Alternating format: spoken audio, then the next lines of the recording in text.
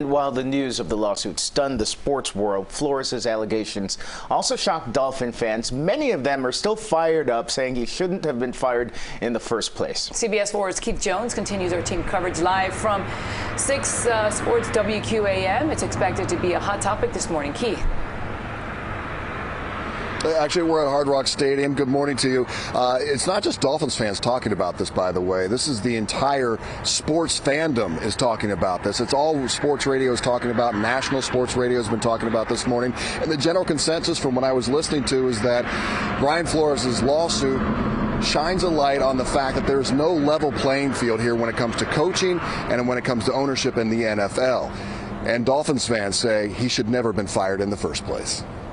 I thought that he was a great coach. He should have never got fired. Miami never gave him a chance. Fins fans still riled up about head coach Brian Flores' firing, despite leading the team to its first back-to-back winning seasons since 2003.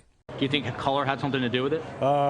Somewhat, yes. And now we know Coach Flores feels the same way, filing a lawsuit against the NFL and 3 of its teams, including the Dolphins, alleging racist hiring practices by the league. It's definitely upsetting. Obviously, you wouldn't want any type of racism, with regards to any type of business in general, but especially something as big as like the NFL. The NFL, big indeed. 32 teams bringing in billions in revenue, with roughly 70% of the players black, despite 0 African-American owners and only 1 African-American head coach. If there's only one African-American coach, that doesn't make sense to me. The lawsuit also alleges Miami Dolphins owner Stephen Ross offered Flores $100,000 per game in his first season to lose so the team could get a higher draft pick, leaving former Fins defensive end Kim Bocamper on the offensive. If that's true and they have evidence of that, then I think it's a situation where Mr. Ross may be forced to give up the team. Bocamper admits the league used to be the old boys club, making significant strides when it comes to diversity in the last decade and a half, but also acknowledging the brutal dog-eat-dog nature of the NFL. It's a very simple league.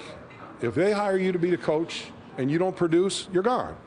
No matter what color you are, no matter what background you are, no matter what gender you are, no matter what your sexual orientation. Sports fans were talking about this yesterday as well as today, especially on the national sports radio shows this morning. Did Brian Flores' lawsuit shoot himself in the foot for another head coaching job, making him look unattractive to other organizations because he might be litigious? That remains to be seen. That being said, though, he is one of the leading candidates for a head coaching job in Houston.